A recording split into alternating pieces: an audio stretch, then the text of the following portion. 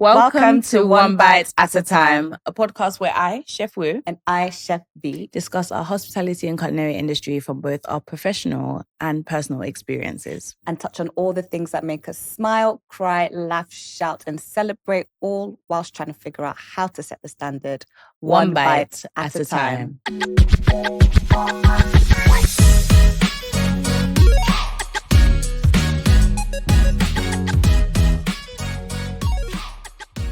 So today we are discussing the behaviors and evolution of the dining out culture in Lagos and how restaurants have had to adapt to meet customers' needs. We've seen a rise in customer confidence and customers feeling like they know what is right and they are very sure of what they deserve in spaces. And I think what that has led to is a level of blurred lines. And I think that's just something we want to kind of interrogate and discuss. And I feel like we have the perfect person to have this conversation with today. So today in the show, we have Uju, founder of the popular page, The Restaurant Critic NG. She's also the founder of Tang, Ocha, and That Niger Flavor. Welcome. Thank you. Uju, I believe, is a popular voice for Lagos diners. Mm-hmm. I think she's at this beautiful intersection of consulting, reviewing, critiquing, and she holds quite a bit of weight, I'd say. But what we're going to do is let you introduce yourself, because it's one thing for us to say what we know of you. It's another thing for you to kind of let us and everyone else know what exactly it is you do and where you fit in this conversation. Hello, everyone. My name is Uju Amaeshi, and thank you for having me. I started Restaurant Critic some years back, and I think I like the topic of today because you spoke about, diners' confidence. Yeah. I think at the time, people really, didn't have that confidence, and that was like the drive, because my friends would send me every single place they ordered and say, can you imagine what these people sent to me? And they just knew that, I had a trajectory across the food ecosystem from working at Starbucks from Nigeria to so they would always, chat. And then one day I just, I'm going to open a WordPress blog and start to write about what I expect. And, that's how, I started going until, I started consulting. Consulting to me I stumbled on it, I would say. Okay. So a client reached out to me from UK saying, he needed chefs who would do a merger with him and things like that. And I think while he had come and he had also reached out to a couple of people, then he called me finally. And then I think I had about 20 chefs that came. I was like, why, constitution this thing? And, and then he's also like a very seasoned business person. So he literally just carried me along, taught me a lot of things. And then, I also went into taking my own certifications and all of that. So, and as we all know, consulting is an arm and a leg. Mm-hmm. But, basically that's how that started. And then Ocha and That Niger Flavor basically have just been, That Niger Flavor is more like a give back, and Ocha is like a solution, technology for the space, but it's still in progress. You mentioned you got some qualifications. Do you mind telling us what? So I got some certifications from Caesarides, Switzerland Hospitality School. So I got how to open a restaurant, business, various certifications. I also did like the mastering wine tasting. Yeah, and a couple of them. And I'm currently trying to apply to Look Out on Blue. Amazing. Wow. I love that because you're about backing your word with certification. Honestly, I love we were talking it. about this in our last episode. When earlier I said I was going to throw in a curveball, I'm so glad you've touched on that. So we've done an episode on food critics. And after it, I remembered, I was like, oh my God, we never made mention of Uju.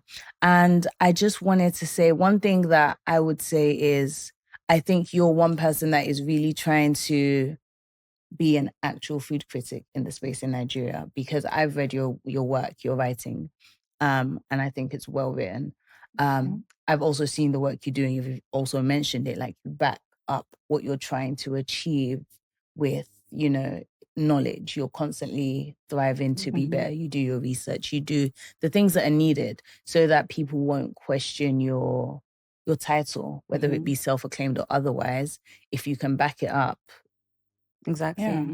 With education, it's so important. It's so important. Passion is not enough. We It's all know not. that it's not enough. You cannot And you can assume some things because, I mean, there are things, food is also science, as much as a lot of people want to look at it as, We need yeah.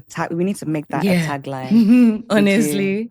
While a lot of people want to look at it as just, art, but, the act of actually getting food from, whether it's from farm to table, is actually science. And there's a lot of things that need to be considered. And there are lots of people who are actually putting in real, actual work in various aspects of farm to table. You can't just throw that away, and when you want to think about it on the grand scheme of things. And I think if anybody wants to pursue, like if anybody wants to be in any part of, you just have to just keep learning.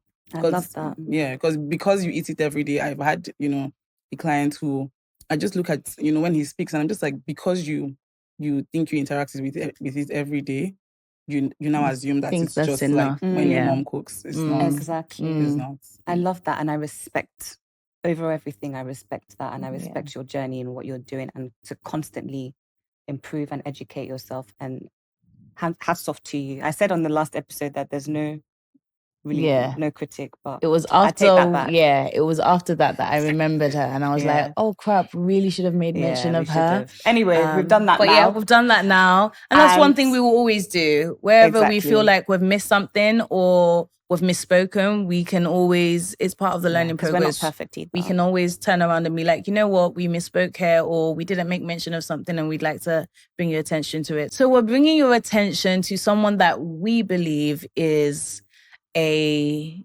credible food critic in Nigeria currently. So welcome again. Thank you for coming. And now I think it's a very natural space to get into the topic of the conversation. And it's great that we can actually go from a more knowledgeable perspective on consumer behavior in restaurant industry here. So can you tell us in a few words what the biggest changes have been in customer preferences, I would say, in this space? I think more dining out culture. Because in as much as customer preferences do play a part, I think dining out culture kind of embodies the whole aspect. Yeah. So over the years, obviously, there was a group, a percentage of people who would access, going out. So if we go back to 2000s, late 90s to early 2000s, you had to be maybe living on the island to really experience what it felt like to eat out and even to enjoy eating out. You're trying out cuisines, and there are only a few good spots or restaurants. They were all good, I think, at the time. So we've also, with time, grown into the stage where more people wanted to sort of indulge. And because more people want to indulge, more businesses are opening. But at that time, too, there was also a lot of discrimination. So you come into a restaurant and, the security is sizing you. Are you enough for this space? Security sizing you is Can so you afford, ironic. Yeah, and then... Sorry. I know, right? But then even, when you see it, the people, when they attend to you, there was a disparity. Like they just expected maybe a certain type of people, a certain age of people too. And then we came into where, people started speaking up about things like that. And then now it's everybody, but then the diners also do not know what to expect. So you're eating, but you don't know whether it's supposed to be like this or not. So you're just complaining. They went through the stage of complaining until, maybe now a lot of people are now more knowledgeable because obviously, we're growing, people are traveling, and all those things. And then they've come to the point where they now know what to expect. They know what to demand. And I think there was also a period where people also didn't know whether they could object. So maybe shame. You're out and then you know that something is not right, but you can't speak. And then when you go back home, you're telling everybody, I'm like, why didn't you tell the manager or something? And they're like, I don't know whether I don't want to make it look as if I don't know what I'm doing, and then... No, we accept it. We just accepted it as just always just how it is. And then I think that those were like some experiments also through, like when you complain, are they willing to change the plates? Are they willing to take a look at it? And I think I made a post like some years back, like things you actually can do, like things you have the right to do, which is that you can demand that this is not what you ordered. So if you ordered, let's say, a bowl of pasta and then they brought something else, you can say that this is exactly not what you ordered and maybe look at it. But maybe shame could also come from lack of knowledge. Yeah. So you don't even know when you are saying, come and change this thing, you were wrong or you were right. So maybe that's embarrassment. So now, a lot of people are more. And then I think we've also come to the point where we've grown a lot of restaurants and the menu is similar. Girl. Across board, it's the same thing. Yeah. You go here, it's the same thing. Thing. So it's also, everybody now knows, okay, if I've tried it here, maybe this is what it should be like this around. So yeah, I think that's where we are now, where it's a uniform system. I want to ask a question, and I don't think I will answer it just because I feel like I'm quite new to the Nigerian hospitality scene. So I don't want to speak out of place. But between the two of you, what do you feel like the biggest changes in like customer preferences, or what the evolution of customer preference has looked like, specifically when it comes to like dining out and when we're in restaurants? Okay, so I think we've come from a place of, dining out means like you're not eating well. You're eating what exactly you're being served or what. No, in fact, there are two different evolutions. There was the one where if you're eating at proper restaurants, then you know that everything was carefully made. So you still are not afraid of your health. Okay. And then we move to the point where we're afraid of our health because, it's now generic. Nobody knows whether, they're carefully making it for, and then also they're making it affordable, prices. And then now we're at the point where there's now segmentation. So the people who are there, bothered about your health. But I think more than anything right now, people still want to be able to confidently eat in generic places, but still not be bothered about their health. So I think that's sort of where we are now. Okay. If I could mention something to do with preference, I would say it's also who you go out with to eat now as well. Okay. I think before it was a lot more families. Families would go out maybe on a Sunday after church to go for lunch somewhere, either the hotel buffets or a Cactus. I just remember that kind of. Atmosphere. So it was very much more familial, also because of the type of restaurants that were around back then. I think now it's a lot more social. It's a lot more about friendships and couples and going out to just have a good time with people that you enjoy going out with, rather than just families. Okay, that's interesting. I think. So I think for us now, it's now just kind of dissecting dining out culture. Yeah. So what we feel like we've observed and where we think, I think there are a lot of blurred lines in dining out. It's something me and Vanessa have said on the pod a few times, is the fact that dining out culture is not our culture. So it's relatively new to a lot of Nigerians. So like Vanessa said, we've kind of gone from hosting in our homes to then still taking that kind of familial thing, but then going to restaurants as family units. And that in itself has then evolved into more social dining experiences. Exactly. I think it's natural to touch on maybe like the expectations of what when people go out to eat, what they expect now. Yeah. There was I think there's one topic where I think somebody was, talking about eating out in some other states in the country, like saying, these states don't have restaurants and all of that. And I'm like, for a moment, I'm like, did they ever consider where that state is in terms of development? Because and also the cultures that exist within the states. So if you go to some, maybe far eastern states or some, far southern states, they still have, it's just like being in Akwa Ibom, for example, everybody can cook. Male, female, everyone can cook. I mean, if you open a restaurant and you're trying to cook afang, it's except you're in like a tourist place, like maybe somewhere where people who are out of town might need to eat it. You're not cooking for anybody. So when I see people like those kind of states might take some time to come into this, practice. I think the only state that actually appreciates eating out other than Lagos, I mean, it's in its natural state, is like Owerri. Because it has always been like a land, the culture is just like eat out. Where's Owerri? Imo State. Okay. Yeah, so like they have a personal culture of eating out. Like if you just put tables and turn on music, people are going to come and patronize. It's it's an embedded culture where they just like to sit down, eat nkwobi and all of that. Well, there are some other states where if you even show up at a restaurant as a young person, people are looking at you like, so you can't cook. That's so love that. But interesting. yeah, that's really the thing, because it's like, to be honest, for us, it's like we're urban cities. So your Abuja, your Lagos, Port Harcourt, I Harcourt there suppose, too. is coming up. Where else? Maybe Warri, potentially, because I know that has been. But those outside of those places, dining out culture is foreign. Do you know what I mean? So there's this thing where it's like people have these expectations, but they have these expectations are learned. So people are learning them from whether it be social media, what they see other people doing, maybe from films and things, as opposed to the fact that it's something we inherently naturally do. we're doing. Exactly. That's so true. We literally have adopted something foreign to us here. So what are some of the things? Let's talk about some of those expectations that customers have now when they go to a restaurant or want to dine out. What are some key areas that you think we expect? One thing I think, because of this family background we come from, we do demand some kind of personalized experience. I think we value that a lot.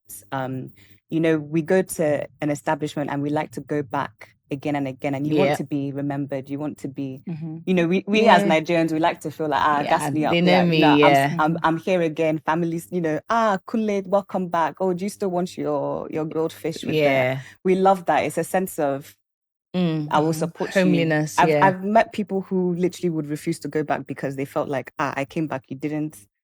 But you know that doesn't work every time. It doesn't. So if you go, let's say for example, you go to a particular place and your spot, and the next time you came with somebody else, and then they said, welcome back. Oh my God. It's so true. When you're doing the wrong thing and they say welcome back, and your wife looks at you. Everybody isn't this supposed to be your first time? Is this not our first? And some people, that's why you have to don't remember me when you're leaving. Don't remember me, please. So in some places, they but that's personalized service too, to act like you don't remember them. It's part of personable remember service. to not remember me. Like there was, I think one time we did this thing we're doing something in Warri. And then when I was speaking to somebody, and I was like, okay, I wanted to learn, their own way of doing things there. And he said, oh, it's a policy. We don't act like we remember, but we know our customers and we attend to them, but we don't act like we know them. And it was like, why? I said, number one, familiarity, but then, you also don't want to give off the vibe as if the person is always there. But like it's so personalized because you still have to know. So there'll be things that you're doing behind the scenes. Maybe you know their palettes, you know it. They like. Yeah, and he said, the man, would always say, maybe when he's alone, he would say, you know what gets me. And when he left the place, the man was calling him like, I only want you to serve me. Where else are you? Yeah. So, that person, I said, but I don't think everybody wants to get welcome back. No, I hear it because it's happened to me before. Yeah. Same here. But I still stand on personalized. But I thought, your customer and I think it's important because it makes the experience a lot more worthwhile. Yeah. Because there's this, I think it goes back to that, like you said, it's that homeliness. So there's a level of feeling at home in a space. And when you feel at home, you're more likely to spend money. But don't you think also, maybe it could also be consistency? So while also personalized, it's also consistent. I agree. Because they're coming back, yes, because maybe they want to be recognized, but also because whenever they ask for something, they know what to expect. Exactly. And you're 100%. Fully. So I think consistency is another expectation. Yes, another expectation. People just want to make sure that they are tasting the same thing every time they come. Because that's why they came back. Yeah, exactly. So if something changes, they're like, these people have changed hands. Agreed with that. Literally, no, that's such a big one as well. For a lot of people, it's like, if I'm going to go back to somewhere over and over again, it's because you're doing something right when it comes to the food, because I'm there for food. So I think that's a great one. For me, I think another expectation is the ambience, like the space in itself. Like, I want to, if I'm going to leave my house where I can cook and go somewhere else, it has to be worthwhile. It has to be visually appealing. It has to be aesthetically appealing. And not even just because, I want to go out and take pictures, because I'm not one of those babes, but it's very much a thing that I've left the comfort of my home. I still want to feel comfortable somewhere, but it should be worth the while, because the minute you step out of your house, you're spending money. So let it be worthwhile in all I fully agree. angles. I think, like you said, I think we focus on ambience just being like the interior decoration or whatever, but it's more than that. It's the temperature of the space. It's the lighting, air, the lighting, the the parking mood, space. the parking space. Yeah, the convenience of Exactly. it. Yeah, Is there a funky smell when you walk in? Yeah. It's all that stuff. That's all catered to ambience. Yeah. Ambience. Girl, you started. I know. Anyway, let's continue. Okay, I feel like we've covered some really good expectations. Off the back of that, I think it would be great to discuss what are far-fetched expectations. So expectations that maybe people have and they shouldn't have when they go to places, because it's one thing to go somewhere and expect great ambience and consistent food and like personable waiter service, but it's another thing to go somewhere and be upset because something isn't a certain way, where it's like your expectations are a bit too demanding. I think I'd say this to people who just take pictures in the middle of I would not. I don't care what they say, but don't stand or don't just make the restaurant a photo. It's etiquette. Yeah, because it is etiquette. the people around you, can even sue the restaurant. I think there's a boats club somewhere, and then they don't allow pictures. Why? Because one of their customers was trying to drag them. And I think was even trying to sue them because somebody else was taking pictures and they were in the picture. And nobody was supposed to know that they were there. Some people are, this is their hideout. Yeah. No, it's a really valid one, actually. And you just want to do your thing. And even when, I make videos, I try to make sure that nobody is in my shots. Even if I don't capture the part you see, you come by yourself and see it. But people's privacy is important. But then you say, oh, this people, I went there, I paid my own money, I dressed up. The people that are avoiding your picture, they paid money too. I mean, so those people hire out the restaurant. No, I'm sure there's always somewhere to hire out the restaurant, make it private. Yeah. Pay for the space. Yeah, but you have to. I think that's for me is like the far-fetched one. Yeah. You say, oh, somebody was like, don't you also go and make videos? But you don't, just invade people's as a way space. To do it. Yeah, for sure. I think that's a great one. What about you, Vanessa? Oof. I think speaking about, I think there's something you mentioned earlier where we're saying that a lot of places have maybe similar things on the menu. But I think what I've seen is people come into the space and say that this is how it should. You took my one. That was what I wanted to say. And it's unfair to an establishment who's maybe trying to do something their way. Just because it's not how you have it at your go-to space doesn't mean what they're doing is incorrect. But while that's true, because it cannot be the same, because many times, even especially the foreign foods, they are just different. Do you understand? So they would obviously be tweaked from place to place. But there's still something I noticed with local restaurants trying to, how do I put it? You can't say, oh, you serve authentic local dishes, and then you're trying to be creative. And, local dishes can, I know definitely we're definitely at that point where when it's international already to eat, Nigerian food is going to be everywhere around the world. People want to eat it. But it's also, you're also serving us here in Nigeria. Yeah. And you cannot try to over tweak the food. You I say, agree. oh, yeah. It's a slightly different angle to what I'm trying to say, but I do agree with that. For me, it's more so, let me give an example. Why is your pasta not creamy? No, definitely. No, because it's not meant to be creamy. That's not what we have on the menu. Yeah. Is that simple? So it's that kind of thing. Yeah. So it's more about your taste preference is not being met, rather than the dish is actually incorrect. So if you're saying you're an authentic Nigerian restaurant, make sure you are authentic Nigerian food. But just I see what you're saying. It's a problem.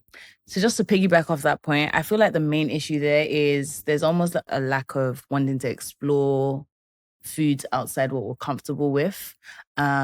So one thing that I always explain to people, especially when opening establishments, they have to kind of consider adapting the food to the palate of the people you're catering to.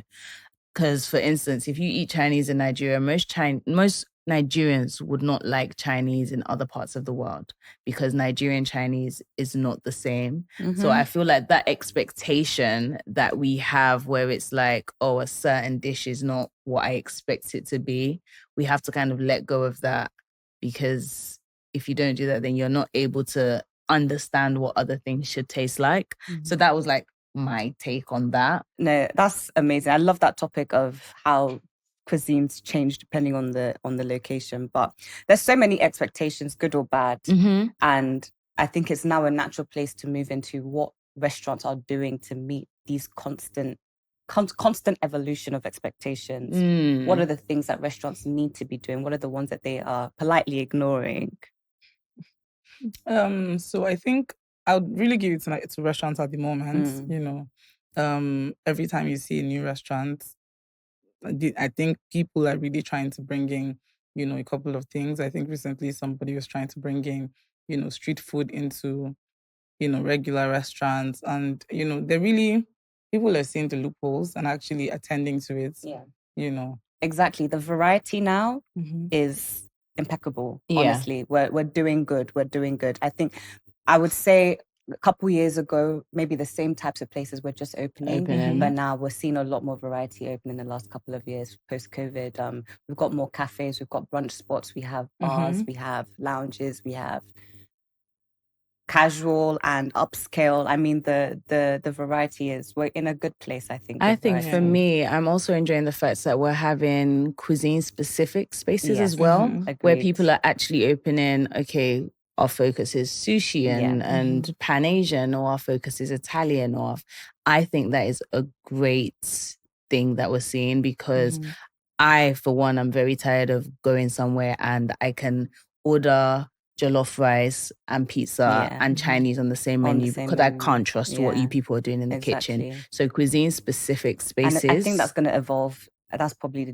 I think that is something that is great, especially even with Nigerian cuisine, where you're getting places that are doing really good Nigerian fusion or West African influenced menus, like your Noks, your Odos. Like, I love that. I think that is kind of the right way to do it, as opposed to trying to offer everything. Because why? Yeah, but it's going with the education. I think that's before restaurants were just trying to do what customers are what they assume comfortable with as well. Yeah. Like, okay, I'm gonna go there and at least I can see there's pizza or there's jollof rice or something. But now with education and evolution, customers know that, okay, if I'm going to a Thai restaurant, I better see just Thai food. Exactly. No, and I think it's also, you know, the availability of kind of restaurant, like the amount of restaurants that are coming up. And so it's just better to niche down and hold your market instead of just trying to be in everybody. Because once you don't get it right on one, they just assume that every other thing will be a mess, because that's not your forte. So where exactly is your focus? And I think restaurants are really taking that bravery to just stick to something. You know, there was also like, I think there was also a point where we sort of started trying to turn restaurants to lounges, you know. Oh, don't get me started. I hate that. You know, the morning it's the restaurant and once it's 7, I hate and I see that. it's begin to simmer down, because that's actually very uncalled for. That is misbehavior of the I thought I was coming to have dinner. Why is your music too loud? Why is the DJ in my ear? Exactly. I hate it so much. And the next thing you say, this part is for bottle service. Like, That's a great one. It's a great one. But I feel like another thing is where restaurants are realizing that, okay, this thing doesn't exist, and kind of putting it out there, taking the risk. Because sometimes you don't know you want this thing unless it's there. Do you know what I mean? Like, you will never know that, oh, we want a Italian restaurant, authentic Italian, good upscale Italian, unless someone puts it out there. And it's easy to assume that, oh, no one's asking for it. But if you don't put it there, you won't know. So it's just about, it's nice to see restaurateurs and businesses taking a risk and being like, you know what? I'm guessing there is some level of market research that is done, but it's also very hard to do market research in Nigeria, to be where honest. the data So is. it's like a lot of it is risk taking. It is. But if you're taking that risk, but you know you're going to be excellent on what you're doing, it's going to work out. It's the life of an entrepreneur, and owning a restaurant is restaurateur, entrepreneur in a restaurant industry. And we were very much too much focused on providing what customers already have in front of them, rather than looking at it as where is there a gap that I can meet? I can feel it. And that's why with competition growing, you do have to niche down, like you said. And you know what? There is a gap in. I just realized there's one place that just opened as a sports bar, literally live sports and wings, and they've niched down to that's what we do. And I love that. I love that niching down aspect. Okay, so I think with these restaurants, now niching, it's now also because the customers are also more aware. Yes. So with more aware customers, it's they're as knowledgeable as they're becoming. It's now room for them to say, okay, you know what? While we might think that if I know it, I'm sure there are a couple of people who know as well. And I think restaurateurs or restaurant owners they need to, like you said, they need to know that they're running a business, because a couple of them assume that, oh, it's enough food everybody's going to eat. They don't have the they don't have I always say to my clients, he hates me, but I'll say that anybody can own a restaurant. You don't have to have worked in corporates. And for that reason, it's a very different terrain from how, if you're opening a tech company, you're very sure that if anybody's on the team, they have backing or the experience. Backing, you that's could just so have true. some money might have landed in your account and you can open a restaurant, And so, I think that's but then, at least there's the age of people with money also respecting that it's now a craft, it's and it puts pressure on. It's good pressure. It's good competition. It's vital that restaurant owners know that their customers are educated and they can't just get away with anything anymore. And whatever you say you're doing, make sure you do and do it well. Do it well. That's really it, to be honest. Doing it well. Owning in on whatever it is you say you do and being the best at it, because then no one can question your credibility. No one can question, if someone goes in and they don't like it, it's not that you're doing it bad, they just don't like it. And that's okay. As opposed to you're a bad establishment. And there are some that are just inherently bad establishments as opposed to the other way around. But it's just excellence sets you apart. It's a given. Excellence will always set you apart. I think in the food space, there are so many organizations. For example, we see, let's say, payment apps and the rest, and we have bad ones. Unlike those kind of products, when restaurant establishments are bad, it's quite risky. The only thing is that we're not at the most accountable place, as a country at the moment. And so, establishments can have bad management, because obviously bad management is what leads to, in the end, what you receive as bad food or bad service. And, but that risk is on customers. I think that's where I sometimes think about that whenever there's somebody who doesn't fully grasp the business of things, and is opening a restaurant, every single mistake you can make can be costing somebody's life or something, I see what you mean. Yeah, because, you sometimes, I remember last year when I had the infection I had, and I think since then I have, my speech hasn't been clear since then. And, it's just one bad decision, one bad management, and somebody's entire system can change from just, so I think many restaurant owners just need to realize where their strengths stop. You have money, take the money from where you're taking. But when it comes to this aspect of business, because if it was healthcare, if it was hospital, would you be performing surgeries? Would you be trying to lead the doctors? No. And you can have the money. You might say you want to do this, but hire the right experts to fill the gaps that you can't. And as customers are, to me, it's all about the people at the end of the day. You're a people serving. It's a people business, and you have to care about the people that you're serving, and you have to put your best foot forward in everything before I guess there was no pressure because no one spoke out or the competition wasn't there. But if you're going to open an establishment, it's because of what you're trying to serve to the customer that should be the focus. So your health and safety needs to be top. Your consulting, your chefs, your professionalism, everything, your service. I love when a new restaurant comes out and they really ask about critical feedback, you know, because they, you know, it is a risk to come out with something niche, but you also want to ensure that your vision that you had is positively being received by the customers. So it's also important to do those checks because you will make some mistakes. And if you're open to receiving it, that's how you grow. Yeah. And I think, you know, this year, thinking back to 2020 and 2021, when I met my first clients, I think maybe because it's also like he has lived in UK over the years, but that respect he had knowing that I don't understand kitchen operations, I'd rather lease the kitchen to a chef, right? Instead of trying to run a restaurant, was very respectable. And I think that if your dream is to own a restaurant, you've heard it's profitable, just do a merger with somebody who knows it. Maybe if you feel like maybe staff won't take ownership, find somebody who can and who knows. And that's how it's done everywhere else in the world. Because if it was medical, you'll be an investor. You cannot come and say you're now chief medical officer because you have money. Exactly. It's how it's done. It's how it should be done. You have multiple people that come together to open an establishment who offer different things, offer different skills. You don't just come in because you say you have this and you want to enter. Next thing you're a restaurateur. It's important to know what you can, where your strengths lie and where your weaknesses are. Because your mom is to run a restaurant does not mean you should. I love that. And if you want to go get the training. Yeah, that's the thing. I think it's one of two things. If you're adamant that you want to be the one running it, go and do the work. Do, whether it's go to someone that owns a restaurant and work with them, see how their inner runnings operate.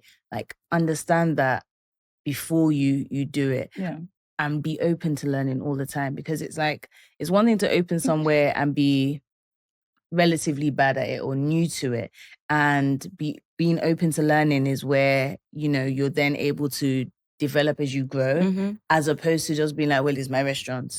Okay, your restaurant is killing people. Where do we now go from here? Your restaurant is bad. Where do we now go from here? So be open to learning. If you're adamant you must be the one doing, then do the work to execute. Learn from other people. Yes, you can bring on that's what consultants are for. Like, you can literally hire a consultant to kind of hold your hand through the process until you're there. Like, there are those kind of consulting packages. So it's just important that, like we've said before, you're doing it for the right reasons. The industry, it's not just, there is nothing wrong with doing something for the purpose of wanting to make money, but don't let that be your sole driving force, because it shows. Exactly. So where do we go from here? Like, we've spoken about customers, we've spoken about restaurant owners. What is the future for dining out culture and achieving a balance from both perspectives?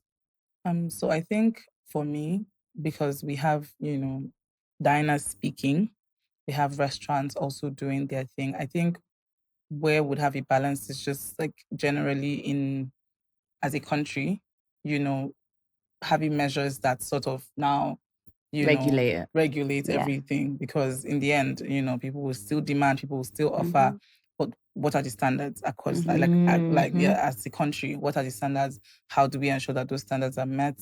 You know, and then if they're not met, and, you know, the authorities don't also take notes, how are they also resolved? So it's just keeping that balance, I think, is going to, you know, help everyone to stay on track.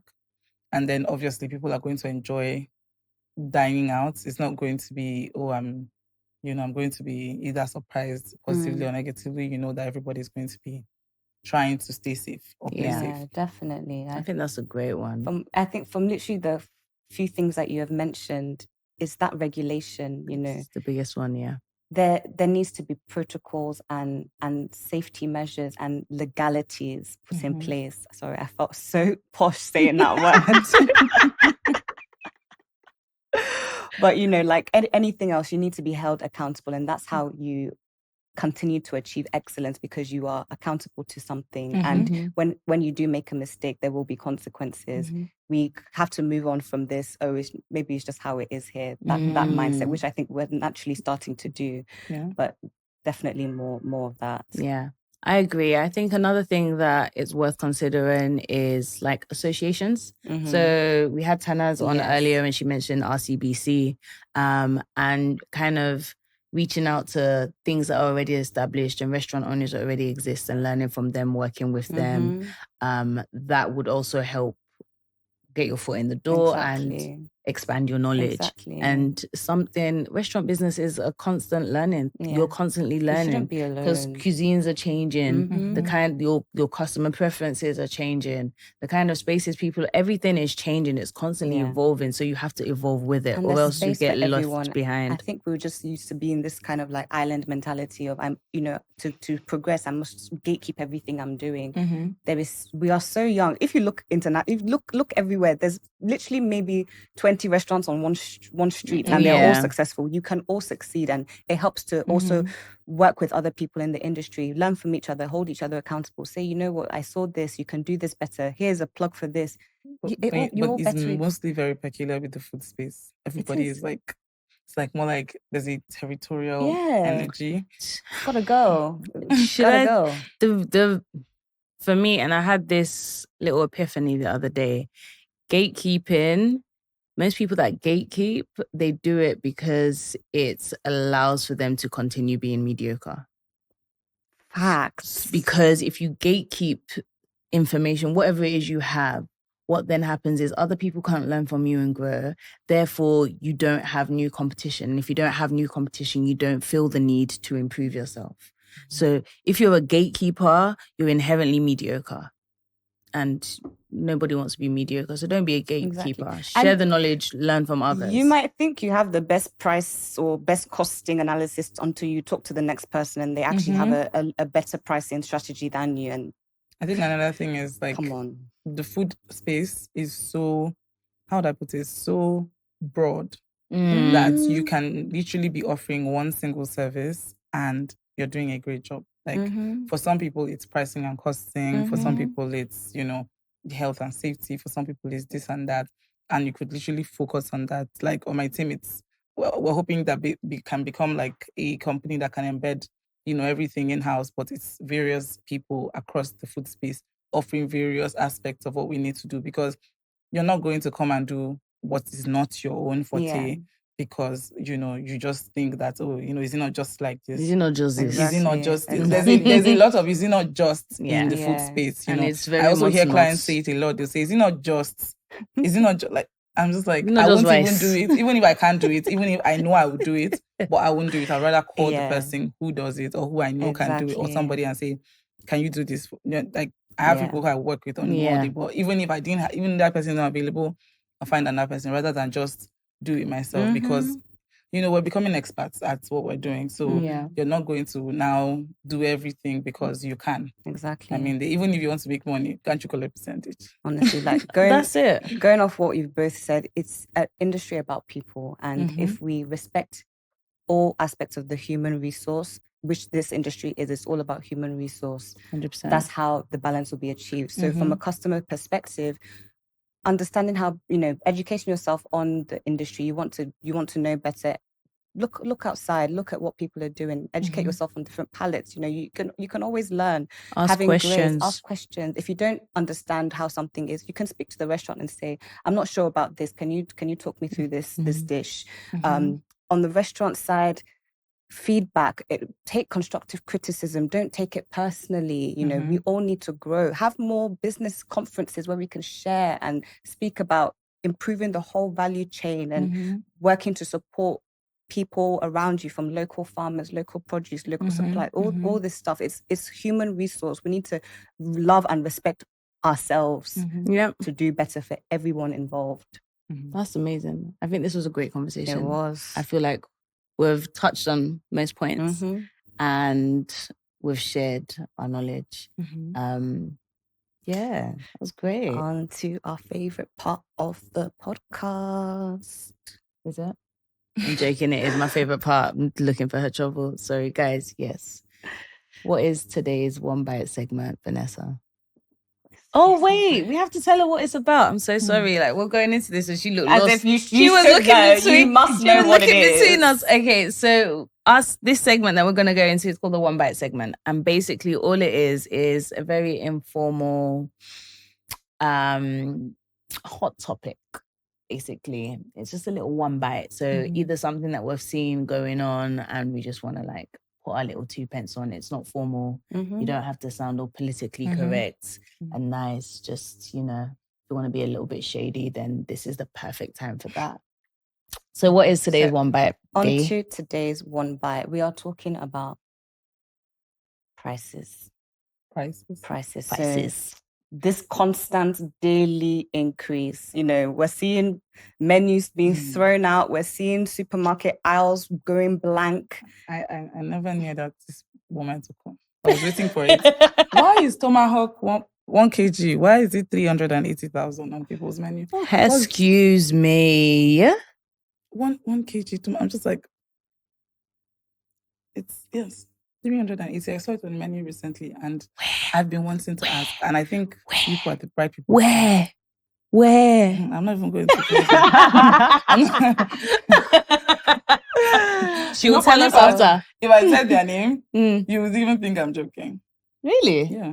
It's called Nowhere. Oh, that new place. Yeah, but like even what's the name of that other place? There's some other place that has it for like 200. What is the problem?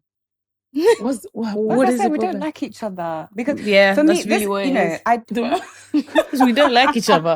I get the economy is, you know, is hard, unstable. We understand, but there has to be some sort of legal issue with daily increase. Like you're just increasing faster than the dollar itself. I don't want to catch up with it.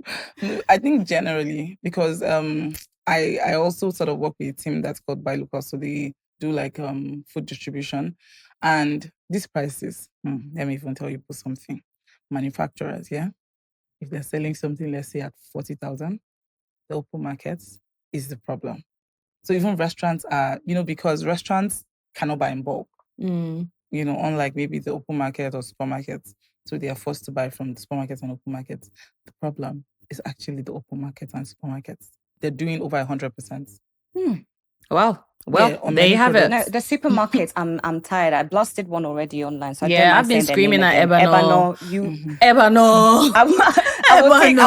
I will take something before I get to the till it's already increased. It's ridiculous. I'm never entering that place again. There's that, but then there's also a problem. Why is that? I want to know. Is there something else? Because you ask them, they'll say, okay, it's grass fed. Oh, you're even grass talking is about not cheap.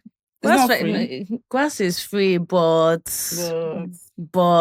you know what? In the defense of like with certain meats, rearing meats to a certain standard takes a lot of skill and a lot of effort, and it's expensive. You want to say, oh, it was aged in salt. I mean, those were preservative measures that we used to use before, like you put it in salt and you sun it or something like that. Why is it now expensive? Because the process in itself is tedious. Time-consuming. We're responding to you as chefs. Yeah. So I wanted to ask people actually. I was looking forward to asking. But what I would say, and I've said it again. 1 kg, 380,000. Okay, no, not justifiable. Absolutely not. What I've said, and I'll say it again. I do feel on the aspect of prices just increasing, there are just some things that we can do. Like there are things that aren't expensive to us. Maybe there are some techniques that we can use or some produce that we can use. But because of the name, people are putting it as high price just because they can. Like for example, our seafood, you know, maybe in another country where they don't have seafood and it's imported, they can put a price of $60 for king prawn. But for something like that is, you go to like the Caribbean or where you can literally go to get lobster for $5. We don't appreciate that. Let's help us with. I think there was this course I took on sustainability, and it had this whole, you know, they did this whole documentary on people who were living in different, you know, parts of the world who were actually adapting their restaurant to what is homegrown and what's available. And if we're in this kind of, you know, volatile economy where we cannot tell what tomorrow is, I think everybody needs to go that route. You know, find what's available, what grows here, what kind of, you know, protein do we have available, what comes out of our sea, what comes out of wherever.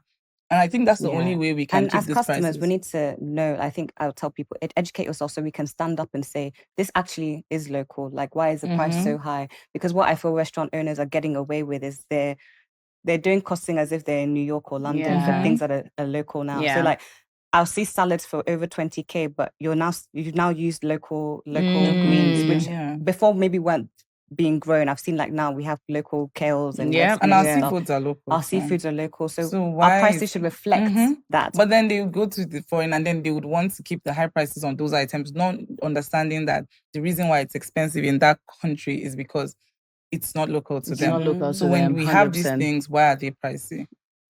We still have to give it to, food bloggers and critics, because while they go around talking about where to eat and raising people's curiosity and educating people, that's actually what is increasing the confidence of a lot of people to still open restaurants. I remember somebody saying that to me. Well, it wasn't in Lagos, it was in where it was like, food bloggers don't know that as they continue to go around, they're broadening people's mind and acceptability of the culture.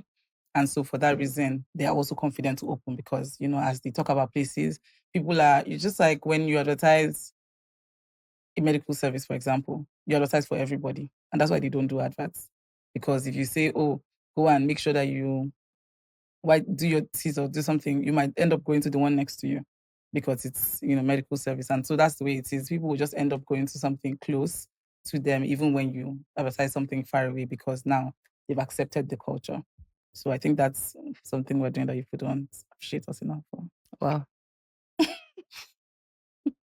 She gave us an extra one bite and I hear it. I'm not even mad at it.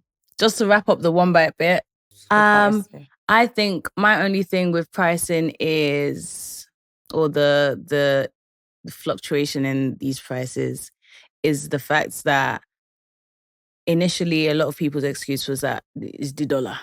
The dollar has come down. Or why is the price on your menu not decreasing? That's all I want to know. That's the only question I have. There isn't paper menu.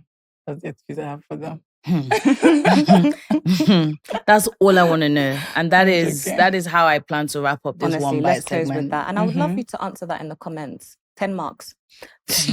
Not giving points, Vanessa.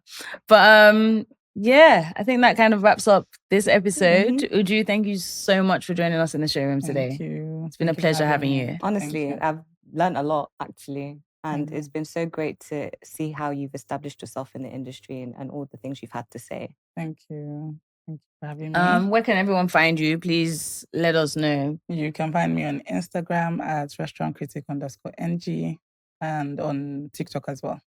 Perfect. Right. So before we wrap up, we want to say thank you to our sponsors, Woodscope, for this amazing showroom that they're allowing us to use. And of course, to our partners, Arrow House Studios, for producing this amazing content.